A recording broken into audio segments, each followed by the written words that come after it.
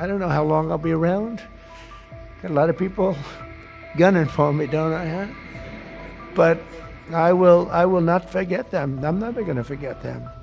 U.S. President Donald Trump has broken his silence after a dramatic security breach at Mar-a-Lago that ended in gunfire. And I said it right from almost the first day. I said, how can you have an open border? All the countries are going to be dropping their prisoners into us. That's exactly what happened. And mental patients and others. So we have a country that's now doing well. We have the greatest economy we've ever had. We have the most activity we've ever had. I'm making a speech tomorrow night, and you'll be hearing me say that. I mean, it's going to be a long speech because we have so much to talk about. But Americans like Lakin and Grant and Javier, Joshua, Rocky, Rachel, Kayla, these are great people, and we're never going to forget them. I'll never forget them. I don't know how long I'll be around. Got a lot of people gunning for me, don't I? Huh? But I will not forget them. I'm never going to forget them. And I just think you're among the most brave people. I meet a lot of brave people. I meet warriors. I give out congressional medals of honor where people recommend, like these two in front of me who are so wonderful, but they recommend, and I meet the greatest people. But this is a group of people that for whatever reason I just feel maybe the warmest about. So at least you have one friend, and we don't understand why you don't have many, and maybe you will. I don't know. Early Sunday morning, a 21-year-old man armed with a gun and a gas can attempted to enter the property. Secret Service agents confronted the intruder, and when he refused to drop his weapon, he was shot and killed on the spot. The incident has once again raised serious concerns about presidential security, especially as Trump has already survived 2 assassination attempts in 2024. Speaking at a White House event, Trump suggested that attackers tend to target what he called consequential presidents, referencing historical figures like Abraham Lincoln and John F. Kennedy. And I mean it, it is more powerful. Our military is much more powerful. We rebuilt it mostly in the first term. Then they gave away a chunk of it. And as much as it was, it's very small relatively, Tom. But we gave it to the Taliban. Just walked out. We could have taken it with us. They said, oh, I think it's cheaper to leave the planes. Just put a little jet fuel and fly it to a neighbor or fly it right home. Sir, I think it's cheaper. I think we'll save money by leaving a $150 million jet on the runway. These people are crazy. But I said, and I've said to a lot of people, it's much better what happened, but not for you people, it's not. And then I go back and say, but I wish it didn't, because every one of your loved ones would be alive today. Everyone in this room, I think, maybe there's one where could have sneaked through during our term, but I don't think so. We had a very tough border. We solved it in 2016, and we had a very strong border. I would say nothing is as strong as what we have now, but we had a very strong border. We had a good border. We had a sane border. It was sane. And I say, I like this much better. Much more respect. You read about all these crazy shooters, but they only go after consequential presidents. They don't go after non-consequential presidents, If you take a look, Abraham Lincoln, some big one. John Kennedy, in a certain way, was very consequential. He represented something very important. He was there for 1,000 days, as you know, the book, 1,000 days, but he was consequential. There was a glamour, there was something good for our country, right? But they consequential, and I was told that. I saw that the other day. They said they only go after consequential.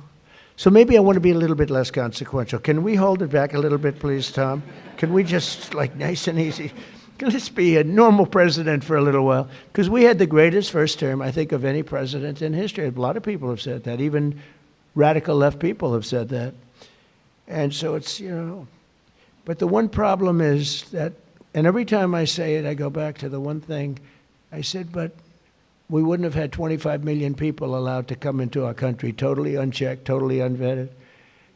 And those are the people that destroyed your lives. They destroyed your lives. They wouldn't be there. So I always say I like it better, but there's one thing I don't like better, and that's what they did. Because I think that's the single biggest problem. He gave us inflation, highest inflation we've ever had. I solved that. Right now inflation's at a very low number. How about gasoline? I was in Iowa, $1.85 a gallon. I solved that. I did a great job with that. Prices are coming way down, and I'll get them down further. But, Christ, no matter. By the way, if I came up with a cure for cancer, they would say, he should have done it years ago. There's not a thing I can do where these people are going to give me credit, and that's okay because we won in a landslide, so the people understand. The people understand. But the one thing that I regret about the election and the process, because it's a much bigger, more important, you look at what we're doing throughout the world, we're respected like we've never been before. But the one thing that I can't do anything about is that he allowed 25 million people, many of these murderers, drug lords, criminals, people from mental institutions. They emptied their mental institutions, Tom, is that right? All over the world, not just in South America. They emptied their jails, many of them from all over the world. Why? Why would we do this? And they walk in, nobody even asked for, do you have an identification? Do you have an ID? It's so crazy. The mayor of New York, and he's a very nice person. I met him, but his ideology is not too good. But we're having a massive snowstorm right now. And I've heard that he's asked people to come out and help shovel the snow. Okay, so you get a shovel and you start shoveling, right? What the hell, you're not going to help too much, but you can help. And hello, darling, how are you? Noah, right behind you, look. My friend, right? Are you okay? Yes, you. Are you okay? Are you okay? Good. Good. Are your eyes okay? I gave her money to get her eyes fixed. A lot of money to get her eyes fixed. That doctor ripped me off, but that's okay. And when do you go?